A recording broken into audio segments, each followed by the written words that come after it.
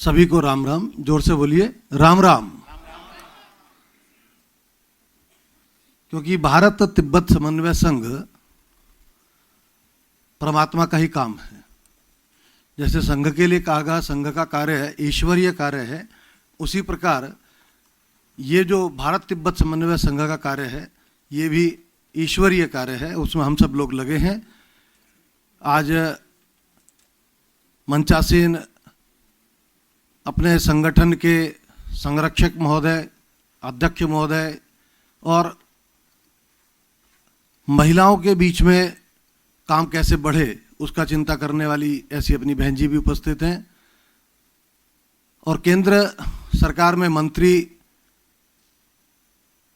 माननीय अश्विनी चौबे जी और संत वृंद हम सबको आशीष देने के लिए आज यहाँ पर उपस्थित हैं।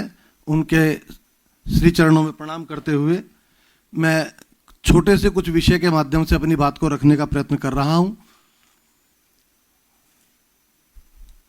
कल से हम लोग सभी चिंतन में लगे हैं और बहुत सारे विषयों पर चर्चाएं आई हैं और इस चर्चा के मूल रूप से हम से कह सकते हैं कि जिन प्रस्तावों के माध्यम से हम अपने विषयों को रख रहे हैं वो केवल प्रस्ताव नहीं है, हमारी आत्मा है। और हम जिस राष्ट्र की बात कर रहे हैं, जिस तिब्बत की बात कर रहे हैं और जिस भारत की बात कर रहे हैं, उसके ऊपर भी चिंतन करते समय बहुत सारे लोगों ने अपने विषय रखे और सबने कहा कि हमारी कोई सीमाएं नहीं थी। और सीमाएं इसलिए नहीं थी कि सीमाएं किसी राजनीतिक राज्य की हो सकती हैं, लेकिन राष्ट्र की कोई सीमाएं नहीं होती। जो जन जिस क्षेत्र में रहता है, जिन मान्यताओं को मानता है और जिन मान्यताओं के संस्कृति के आधार पर अपने जीवन को जीता है, उतनी दूर तक उसकी सीमाएं होती हैं। और किसी भी राष्ट्र की आंतरिक शक्ति उसकी सीमाओं का विस्तार करती है। तो ये जो भारत की आत्मा है, भारत की जो आंतरिक शक्ति है, ये जितनी आंतरिक रूप से मजबूत होगी उतनी भारत की संस्कृति और समाज दूर तक जाएगा और संस्कृति को लेकर जाएगा और वहां तक के लोगों को संस्कारित करने का काम करेगा, जिसको भारत के ऋषियों ने कहा कणवंतो विश्वमार्यम। हम पूरे विश्व को सुंदर बनाना चाहते हैं, ये भारत की संस्कृति और भारत की आत्मा है। क्यों बनाना चाहते हैं? तो ये जो सारा सुंदर संसार हम देखते हैं, सो अनन्य जाके असी मति नटरई हनुमंत, मैं सेवक सचराचर रूप स्वामी भगवंत। ये सारा संसार जो हमको दृष्टि से दिखाई देता है, इस सारे संसार में परमात्मा के दर्शन करना, ये दर्शन करने का काम हम करते हैं। इसलिए हम इस देश में रहते हैं, परमात्मा का काम करते हैं। तो सब में परमात्मा के दर्शन करना है, इसलिए सबको सुंदर बनाना। तो ये परमात्मा ने जो घर बनाया है, जिस घर के अंदर हम लोग आकर के रह रहे हैं, तो परमात्मा ने मनुष्य को अलग प्रकार का प्राणी बनाया और केवल इसलिए बनाया कि इस मेरे सुंदर संसार को ठीक रखने की जिम्मेवारी तेरी है। इसलिए हम वो मिस्त्री हैं, वो इंजीनियर हैं जो उस परमात्मा के इस सृष्टि को ठीक रखने का काम करें। लेकिन परमात्मा ने इस संसार में जहां मनुष्य को बनाया वहां दानवों को भी बनाया, देव संस्कृति के काम करने वालों को बनाया और दानव संस्कृति के कार्य को बनाया। तो जो इस घर को सुंदरता को समाप्त करने का प्रयत्न कर रहे हैं, ऐसे लोगों के विरुद्ध खड़ा होना ये भी देव संस्कृति के लोगों का काम है। और ऐसे हम सब मनुष्यों की ये जिम्मेवारी है कि हम उस परमात्मा के काम को करें। भले ही भौतिक आधार पर अपने सीमाओं को विस्तार करने के लिए जो पूरे विश्व को अपनी संस्कृति के रूप में लेना चाहते हैं, अपने साम्राज्य के रूप में लेना चाहते हैं। जिस समय भारत पर सिकंदर का आक्रमण किया, वापस जाते समय सेल्यूकस से एक ही बात कहकर गया था कि मैं जिस भी स्थान पर राजा को परास्त करता था वहाँ की जनता मेरे अंतर्गत आ जाती थी और मेरे ही राज्य की जनता कहलाती थी। लेकिन मैं तुमको एक बात कहकर जाता हूं कि ये भारत अपने आप में अलग प्रकार का राष्ट्र है। यहाँ की सत्ता राजा के अंदर केंद्रित नहीं है। तो यहाँ की जो सत्ता है वो आध्यात्मिक सत्ता है और वो गुरुकुल में, मंदिरों में और देवालयों में स्थापित है। इसलिए गुरुकुल से निकलने वाला आचार्य, वो विद्यार्थी जब आचार्य बनकर के सामने आता है तो सारे संसार को उस काम का संदेश देने के लिए निकल पड़ता है। और हम भारत तिब्बत समन्वय संघ के अंदर जुड़े लोग भिन्न भिन्न प्रकार के अपने कामों को करते हुए उसमें से समय निकाल करके परमात्मा के इस काम में हम सब लोग लगे हैं। और ये काम हमारा काम है, इसको हम बखूबी अच्छे प्रकार से करते चलें, इसके लिए हम सब लोग एकत्रित हुए हैं। कल एक विषय है, भारत अपरोशीय राष्ट्र है। सारे देश किसी न किसी व्यक्ति के द्वारा बनाए गए, लेकिन भारत जो वो है जिसे परमात्मा ने बनाया है, जो बात मैंने भी कही। तो परमात्मा ने बनाया, इसको मैं कह नहीं रहा हूं, यह प्रमाण है। पृथ्वी के अंदर सबसे उभरा हुआ भाग अगर वो कोई है तो वो हिमालय है। और हिमालय की वो एवरेस्ट चोटी जिसका नाम सागर माथा, वो उसी हिमालय में बसती है कंचनजंगा। उसी हिमालय में वो तिब्बत है जिसको विश्व की छत कहा। उसी हिमालय में भगवान शिव का मूल स्थान कैलाश मानसरोवर है। विश्व का सबसे उभरा हुआ भाग इसी भूमि पर है। और जिस एवरेस्ट चोटी को नाम दिया सागर माथा, जिन्होंने सागर नहीं देखा उसकी सागर की कल्पना नहीं कर सकते। इस देश के लोगों ने सागर की भी कल्पना की है, सागर भी देखे हैं और हिमालय के बर्फ के पहाड़ भी देखे हैं। इसलिए भारत की भूमि के चरणों को 3 सागर पखारते हैं। एक तरफ गंगा सागर है, एक तरफ सिंधु सागर है और बीच में हिंद महासागर है। इसलिए यह अपरोशीय राष्ट्र है, यह परमात्मा के द्वारा निर्मित राष्ट्र है। और परमात्मा जब जन्म लेता है तो केवल और केवल भारत में जन्म लेता है। और जब हम अपने आत्म कल्याण की ओर बात करते हैं तो फिर हम उत्तर की ओर प्रस्थान करते हैं। और वही उत्तर का वो स्थान है जहां भगवान शिव रहते हैं। शिव दृढ़ हैं, संकल्पित हैं, धैर्य है। वो धैर्य हम सबके जीवन में आए, इसलिए हम उस शिव की आराधना करते हैं। भगवान शिव को अपने जीवन में धारण करना चाहते हैं। ये तिब्बत की संघर्ष जो हो रहा है, ये संघर्ष केवल तिब्बत के लोगों के लिए नहीं है, ये संपूर्ण मानवता के लिए है। अभी हमको ध्यान में होगा कि पिछले एक सत्र में हेमेंद्र जी भाई साहब ने 2 प्रस्तावों पर चर्चा की थी। एक छत्तीसगढ़ की घटना के ऊपर केंद्र सरकार के मंत्री महोदय यहाँ उपस्थित हैं, जिसमें तिब्बत के लोगों से यह आह्वान किया गया कि वो यहां से छोड़कर चले जाएं, स्थान खाली कर दें। भारत और तिब्बत का जो संबंध है वो यहां पर तिब्बत की बहनों ने कहा कि गुरु और शिष्य का संबंध है। हमारा पदम जी ने कहा कि वो परिवार का संबंध है। नेपाल से व्यक्ति भारत की सेना में आता है, नेपाल का व्यक्ति जब चाहे तब आता है, जब चाहे तब जा सकता है। ये हमारे राष्ट्रीय संबंध हैं। इसलिए इस प्रकार की घटनाओं के आधार पर कोई समाज के अंदर वैमनस्य स्थापित करना चाहता है, किसी निश्चित एजेंडे के ऊपर काम करना चाहता है, तो भारत सरकार को उस एजेंडे को उजागर करना चाहिए और ऐसे लोगों के विरुद्ध कानूनी कार्रवाई करनी चाहिए। तो इसलिए यह भारत की रक्षा का विषय है। तो भारत की रक्षा को ध्यान में रखते हुए तिब्बत की सुरक्षा भी आवश्यक है, आध्यात्मिक रक्षा की भी आवश्यकता है। और आध्यात्मिक चेतना का जो केंद्र है वो कैलाश मानसरोवर है, क्योंकि भारत में ज्ञान की गंगा जहां से निकलकर आती है, भारत की समस्त नदियों का मूल स्रोत मानसरोवर है। भिन्न भिन्न पर्वतीय फॉल्टों से होते हुए जल निकल कर आता है, बर्फ के रूप में पिघलते हुए आता है और सबको ज्ञान का प्रकाश करते हुए निकल कर जाता है। वो ज्ञान का प्रकाश देने वाली गंगा इसी भारत की भूमि पर बहती है, उसमें अमृत बहता है। तो ये अमृत का ज्ञान हमारे भारत में ही है और ये उसी भगवान शिव का देन है। हमको भगवान के शिव के जटा से निकल कर आई है, इसलिए वो गंगा हम सबको पवित्र करती है। ऐसे भगवान शिव के मूल स्थान को सुरक्षित रखना ये हमारी जिम्मेवारी है।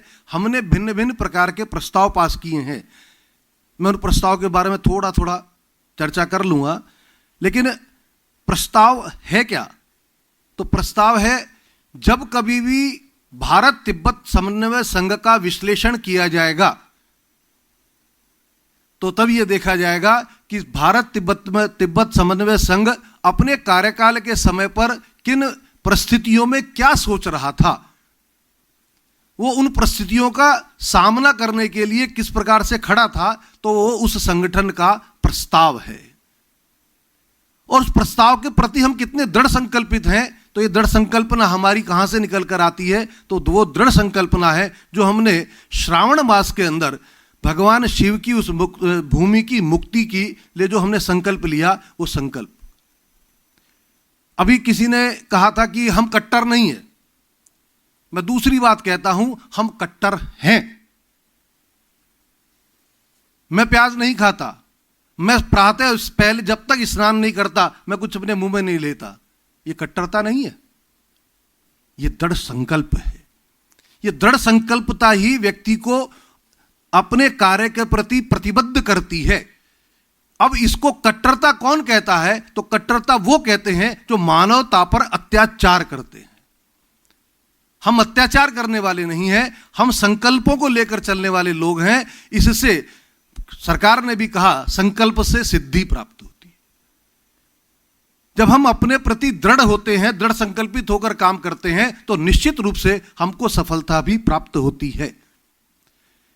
इसलिए भारत तिब्बत समन्वय संघ ने प्रस्ताव पास कर एक बात को केंद्र सरकार को कहा कि जो संसद ने संकल्प लिया था, उस संकल्प को संसद पूर्ण करने का प्रयास करे कि भारत तिब्बत फिर फ्री हो, चाइना से मुक्त हो।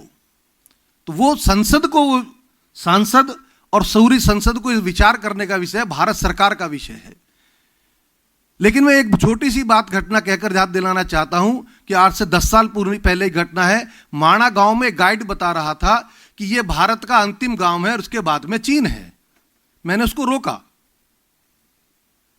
मैंने कहा यह चीन नहीं है, आगे तो तिब्बत है। तो उसने कहा कि उसको लगा कि मैंने उसका अपमान कर दिया उसके गाइडों के सामने। विदेशी गाइड थे।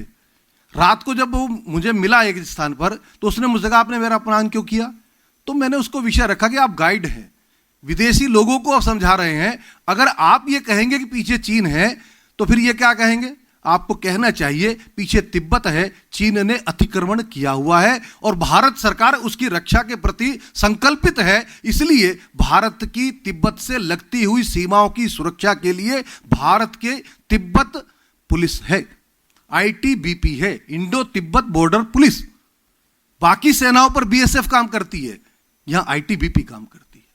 यह भारत की संकल्पना है, संसद का संकल्प है, इसलिए ITBP काम करती है। तो इसलिए संसद के उस संकल्प को दोहराने के लिए भारत तिब्बत समन्वय संघ ने एक प्रस्ताव पास किया था, जिसकी ओर मैं ध्यान आकर्षण कराना चाह रहा हूं। दूसरा, जिन्होंने अध्यात्म के लिए काम किया और इस पूरे विषय को लेकर के जब चीन का आक्रमण हुआ, उस समय पर रडार की एक महत्वपूर्ण भूमिका थी। उस रडार की महत्वपूर्ण भूमिका को बच्चों को समझाने के लिए, जिस बात को हम कह रहे थे कि तिब्बत उस सीमा के पार है, इसलिए बच्चों को भी समझाना चाहिए। बच्चों को कैसे समझाना चाहिए? तो परम पूजनीय रज्जू भैया ने उस समय पर एक चैप्टर लिखा था। मैं जब पढ़ता था तो हमारी हिंदी की चैप्टर था, उसका नाम था रडार। तिब्बत ने हम पर आक्रमण किया है, उस तिब्बत पर जो आक्रमण हुआ है वो चाइना ने किया है और चीन ने उसको कब्जा किया है। ये परम पूज्य रज्जू भैया ने ये विषय बच्चों तक समझाने के लिए रडार नाम का चैप्टर लिखा। ये उनकी अंतरात्मा थी, तो इसलिए उनको भारत रत्न मिलना चाहिए, ये प्रस्ताव। और साथ ही साथ परम पूजनीय दलाई लामा जी आध्यात्मिक पुरुष हैं और उस लड़ाई को अपनी मातृभूमि से अलग रहकर उस संघर्ष को जन जन तक का संघर्ष बनाने के लिए काम कर रहे हैं, और ऐसे व्यक्ति मानवता के साथ कर रहे हैं। वो मैंने छत्तीसगढ़ की घटना को इससे जोड़कर कहता हूं कि उनको कहीं ना कहीं तिब्बती समाज को उकसाने का काम किया जा रहा है। तो ऐसे लोगों को दंडित करना चाहिए, और आध्यात्मिक रूप से दृष्टि होने के कारण से वो उद्वेलित नहीं है, शांत भाव से काम कर रहे हैं। ऐसे शांति का संदेश देने वाले दलाई लामा जी को भी भारत रत्न का पुरस्कार प्राप्त करना चाहिए, देना चाहिए। भारत सरकार ने ऐसा एक प्रस्ताव उस समय पर भारत तिब्बत समन्वय संघ ने दिया है। दूसरा, एक प्रस्ताव करते समय पर जो तिब्बत का संरक्षण क्यों आवश्यक है, तो प्राकृतिक संपदाओं के कारण से भी आवश्यक है। प्राकृतिक संपदाओं का भंडार है, और वहां देव, धनुज, किन्नर, गंधर्व, ये वो लोग हैं जो शांत हैं, वो शांत भूमि है, इसलिए वो लोग वहां पर रहते हैं। इसका संरक्षण संपूर्ण मानवता के लिए आवश्यक है। तो इसलिए उसके प्राकृतिक संसाधनों को कोई दोहन ना करे, उससे बचाने के लिए तिब्बत को अलग होना चाहिए। तिब्बत के उस संरक्षण के लिए हमने एक प्रस्ताव एक समय पास किया था। और एक प्रस्ताव कैलाश मानसरोवर पर वर्तमान की सरकार ने प्रयत्न भी किए हैं, लेकिन वो प्रयत्न थोड़े और बढ़े। इस नाते से भी एक विचार था कि यात्रियों की संख्या कैसे बढ़ सकती है, लोगों को जाने में कैसे सुविधा हो सकती है, और वो राशि, हेमेंद्र जी भाई साहब ने कहा था कि राशि किस प्रकार से कम हो सकती है, उस पर थोड़ा चिंतन हो, तो भगवान शिव के उस मूल स्थान की ओर अधिक से अधिक लोग भी जाना चाहेंगे और उसके दर्शन करना चाहेंगे। ऐसा एक प्रस्ताव यहां पर पास किया गया था। एक प्रस्ताव बहनों को ही संरक्षण के लिए था, और बहन ने उल्लेखित करते समय पर किस प्रकार से महिलाओं के ऊपर अत्याचार है, उसका सारा चर्चा हम सब लोगों ने सुनी थी, और वो वर्णन वास्तव में अपने आप के आत्मा को झंझोर देने वाला था। उसके ऊपर संयुक्त राष्ट्र को इस बात के लिए कहना चाहिए कि महिलाओं पर, जो तिब्बत की महिलाओं के ऊपर जो अत्याचार है, वहाँ पर जो लोग उन्होंने अपने पास अरेस्ट कर रखे हैं, कैसे लोग वाग आपस में परिवार के लोग मिल नहीं पाते हैं, उसके लिए संयुक्त राष्ट्र सभा में इस विषय को उठाना चाहिए, और इसके लिए भी हमने एक प्रस्ताव उसमें पास किया था। और कोरोना काल के अंदर जिस प्रकार का अत्याचार चीन ने किया, उसको देखते हुए विचार हमको करना चाहिए कि चीन के खिलाफ माहौल बने। एक जो जैसे यूनानी पद्धति है उसको मान्यता है, लेकिन तिब्बती समाज इतने समय से मानव समाज की सेवा में औषधियों के माध्यम से लगा है। मैं उत्तरकाशी में रहा हूं, मैं जानता हूं कि जब निलोंग दर्रे से होते हुए लोग बाग आते थे, लामा आते थे, अपने साथ में मंत्र, औषध, सब चीज लेकर आते थे, और फिर यहां से नमक, चावल वो सब लेकर के उधर जाया करते थे। तो ये जो तिब्बती पद्धति है, इसको भी भारत के अंदर मानव की स्वास्थ्य की दृष्टि से विचार करते हुए उसको मान्यता देनी चाहिए। इसलिए यूनानी चिकित्सा पद्धति की मान्यता के लिए भारत सरकार से एक निवेदन इस प्रस्ताव के माध्यम से किया गया था। और साथ ही साथ सीमाओं की सुरक्षा और उसके लिए भी एक प्रस्ताव भारत तिब्बत समन्वय संघ के द्वारा दिया गया था।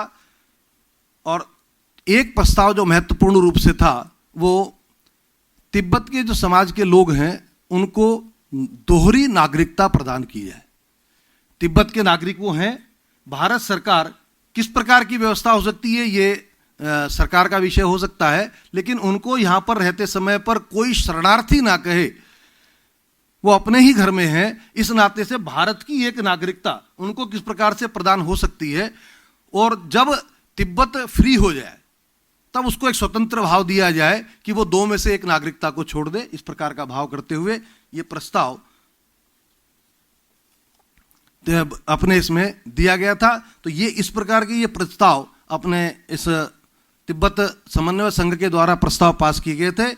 और दो प्रस्ताव जो हम सब ने विचार किए थे, उनमें से एक सरगुजा छत्तीसगढ़ वाला था और दूसरा जो अग्निवीर है उसके ऊपर हम सब ने प्रस्ताव पास किया है। और प्रस्ताव के नाते से हम सब ने चिंतन किया है विस्तृत रूप से। अपने समाज के सब लोग, संगठन के जो पदाधिकारी हैं वो सब लोग उस पर विचार करके हमको बाद में विस्तृत उसकी जानकारी हम सबको देंगे। और ऐसे आज के इस अवसर पर मुझे बोलने का अवसर दिया है, केवल अंतिम रूप से एक अपनी बात को कहते हुए मैं बात को पूर्ण करूंगा कि हम उन सौभाग्यशाली लोगों में से हैं जिन्होंने रूस जैसे साम्राज्य को विघटित होते हुए देखा है और जर्मन जैसे साम्राज्य को एकीकृत होते हुए देखा है और राम मंदिर का निर्माण अपनी आंखों से होते हुए देखा है। और इसलिए मन में ये विश्वास रखना, जिसको महर्षि अरविंदो ने कहा था, भारत के खंडरों से हम इस राष्ट्र का पुनर्निर्माण करेंगे। ऐसा उस पुनर्निर्माण का संकल्प हम सब लेकर जाएं और ऐसा सब कुछ निवेदन करते हुए मैं मन से आज्ञा चाहता हूं।